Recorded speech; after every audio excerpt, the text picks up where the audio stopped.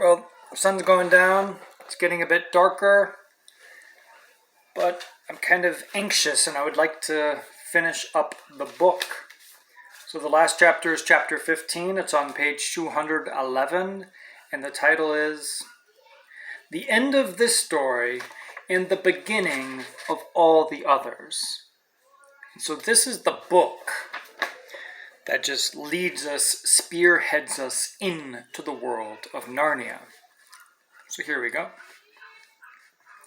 "You need no rings when I am with you," said the voice of Aslan, and the children blinked and looked about them. They were once more in the wood between the worlds. Uncle Andrew lay on the grass, still asleep, and Aslan stood beside them. "Come," said Aslan, "it is time that you went back. But there are two things to see to first, a warning and a command. Look here, children." They looked and saw a little hollow in the grass with a grassy bottom, warm and dry. "When you were last here," said Aslan, "that hollow was a pool, and when you jumped into it you came to the world where a dying sun shone over the ruins of Charn. There is no pool now, and that world is ended, as if it had never been. Let the race of Adam and Eve take warning." "Yes," Aslan said, both the children, but Polly added, "But we're not quite as bad as that world, are we, Aslan?" "Not yet, daughter of Eve," he said, "not yet, but you are growing more like it. It is not certain that some wicked one of your race will not find out a secret as evil as the deplorable word and use it to destroy all living things. And soon, very soon, before you're an old man and an old woman, great nations in your world will be ruled by tyrants who care no more for joy and justice and mercy than the Empress Jadis." Hitler, Stalin, Mao Zedong. "Let your world beware." That is the warning. Now for the command. As soon as you can, take from this uncle of yours his magic rings and bury them so that no one can use them again. Both the children were looking up into the lion's face as he spoke these words. And all at once, they never knew exactly how it happened, the face seemed to be a sea of tossing gold in which they were floating, and such a sweetness and power rolled about them and over them and entered them that they felt they had never really been happy or wise or good, or even alive and awake before. And the memory of that moment stayed with them always, so that as long as they both lived, if they ever were sad or afraid or angry, the thought of all that golden goodness and the feeling that it was still there, quite close, just around the corner, or just behind some door, would come back and make them sure, deep down inside, that all was well.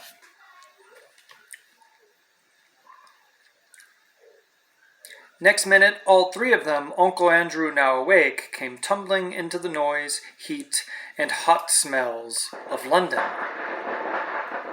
They were on the pavement outside the Ketterleys' front door, and except that the witch, the horse, and the cabby were gone, everything was exactly as they had left it. There was the lamp-post with one arm missing, there was the wreck of the hansom cab, and there was the crowd. Everyone was still talking, and people were kneeling beside the damaged policeman, saying things like, "He's coming round," or "How do you feel now, old chap?"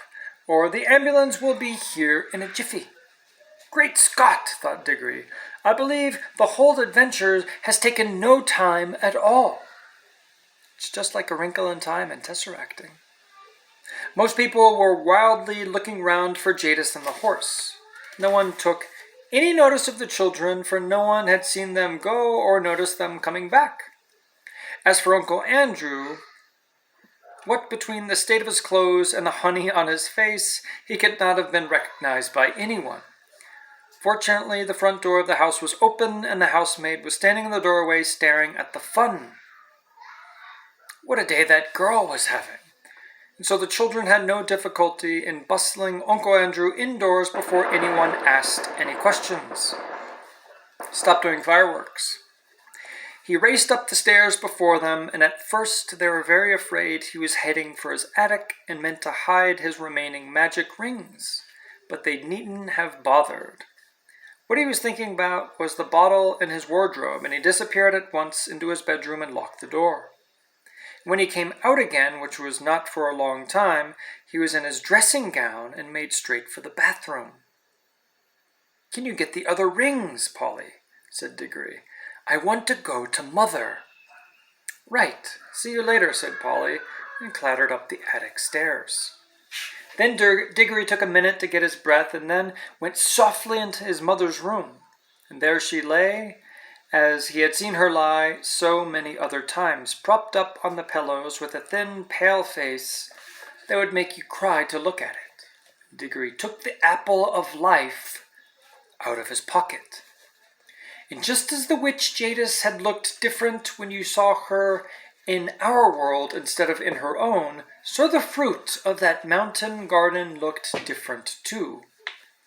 There were, of course, all sorts of colored things in the bedroom, the colored counterpane on the bed, the wallpaper, the sunlight from the window, and Mother's pretty pale blue dressing jacket. But the moment Diggory took the apple out of his pocket, all those things seemed to have scarcely any color at all, and every one of them, even the sunlight, looked faded and dingy. The brightness of the apple threw strange lights on the ceiling. Nothing else was worth looking at. You couldn't look at anything else. And the smell of the apple of youth was as if there was a window in the room that opened on heaven. "Oh, darling, how lovely," said Diggory's mother. "You will eat it, won't you?" "Please," said Diggory. "I don't know what the doctor would say," she answered, "but really I almost feel as if I could." He peeled it and cut it up and gave it to her piece by piece. And no sooner had she finished it than she smiled and her head sank back on the pillow and she was asleep. A real, natural, gentle sleep, without any of those nasty drugs, which was, as Diggory knew, the thing in the whole world that she wanted most. And he was sure now that her face looked a little different. He bent down and kissed her very softly and stole out of the room with a beating heart, taking the core of the apple with him. For the rest of that day, whenever he looked at the things about him, he saw how ordinary and unmagical they were. He hardly dared to hope, but when he remembered the face of Aslan, he did hope. That evening he buried the core of the apple in the back garden. Next morning, when the doctor made his usual visit, Diggory leaned over the banisters to listen, and he heard the doctor come out with Aunt Letty and say, "Mrs. Ketterly, this is the most extraordinary case I have known in my whole medical career. It is like a miracle. I wouldn't tell the little boy anything at present. We don't want to raise any false hopes. But in my opinion," then his voice became too low to hear. "And that afternoon he went down the garden and whistled their agreed secret signal for Polly. She hadn't been able to get back the day before." "What luck?" said Polly, looking over the wall. "I mean, about your mother." I think it's going to be all right," said Diggory. "But if you don't mind, I'd really rather not talk about it yet." "What about the rings?" "I've got them all," said Polly. "Look, it's all right. I'm wearing gloves. Let's bury them." "Yes, let's. I've marked the place where I buried the core of the apple yesterday." Then Polly came over the wall, and they went together to the place. But as it turned out, Diggory need not have marked the place. Something was already coming up. It was not growing so that you could see it grow, as the new trees had done in Narnia, but it was already well above ground. They got a trowel and buried all the magic rings, including their own ones, in a circle round it. About a week after this, it was quite certain that Diggory's mother was getting better. About a fortnight later, she was able to sit out in the garden. And a month later, that whole house had become a different place. Aunt Letty did everything that Mother liked. Windows were opened. Frowsy curtains were drawn back to brighten up the rooms. There were new flowers everywhere, and nicer things to eat. And the old piano was tuned, and Mother took up her singing again, and had such games with Diggory and Polly, and Aunt Letty would say, "I declare, Mabel, you're the biggest baby of the three." When things go wrong, you'll find they usually go on getting worse for some time, but when things once start going right, they often go on getting better and better. After about 6 weeks of this lovely life, there came a long letter from Father in India, which had wonderful news in it. Old great-uncle Kirk had died, and this meant apparently that Father was now very rich. He was going to retire and come home from India forever and ever. And the great big house in the country, which Diggory had heard of all his life and never seen, would now be their home. The big house with the suits of armor, the stables, the kennels, the river, the park, the hothouses, the vineries, the woods, and the mountains behind it. So that Diggory felt just as sure as you that they were all going to live happily ever after, but perhaps you would like to know just one or two things more. Polly and Diggory were always great friends, and she came nearly every holiday to stay with them at their beautiful house in the country. And that was where she learned to ride and swim and milk and bake and climb. In Narnia the beasts lived in great peace and joy, and neither the witch nor any other enemy came to trouble that pleasant land for many 100 years. King Frank and Queen Helen and their children lived happily in Narnia, and their second son became King of Archenland. The boys married nymphs, and the girls married wood gods and river gods. The lamppost that the witch had planted without knowing it shone day and night in the Narnian forest, so that the place where it grew came to be called Lantern Waste.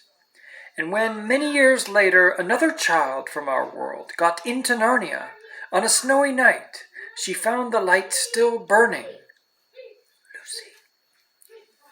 And that adventure was, in a way, connected with the ones I have just been telling you. It was like this.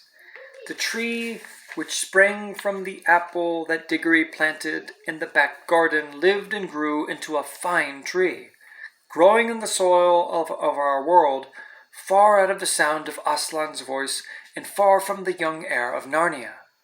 It did not bear apples that would revive a dying woman as Diggory's mother had been revived, though it did bear apples more beautiful than any others in England, and they were extremely good for you, though not fully magical. But inside itself, in the very sap of it, the tree, so to speak, never forgot that other tree in Narnia to which it belonged. Sometimes it would move mysteriously when there was no wind blowing. And I think that when this happened, there were high winds in Narnia, and the English tree quivered because, at that moment, the Narnia tree was rocking and swaying in a strong southwestern gale. However that might be, it was proved later that there was still magic in its wood. For when Diggory was quite middle-aged, and he was a famous learned man, a professor, and a great traveler by that time, and the Ketterleys' old house belonged to him, there was a great storm all over the south of England which blew the tree down. He couldn't bear to have it simply chopped up for firewood, so he had part of the timber made into a wardrobe, which he put in his big house in the country. So that's the connection between the wardrobe and Narnia. And though he himself did not discover the magic properties of that wardrobe, someone else did, Lucy. That was the beginning of all the comings and goings between Narnia and our world, which you could read of in the other books.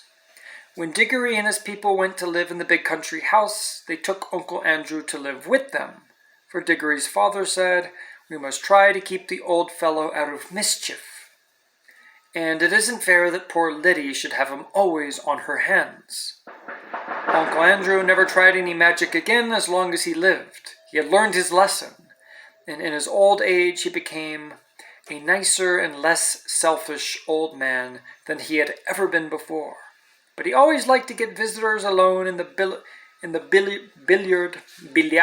Russian, billiard room, and tell them stories about a mysterious lady, a foreign royalty, with whom he had driven about London. A devilish temper she had, he would say, but she was a damn fine woman, sir, a damn fine woman. And that is the end of book 1 of the Narnia series. And these are the other books. And yes, we must read all of them. Not just once, again and again and again, because the Narnia books are like visiting a beautiful waterfall. It gives you pleasure when you visit it again and again, and it's never the same. It's always new, a renewal of the mind. Thank you, guys. Glad you tuned in.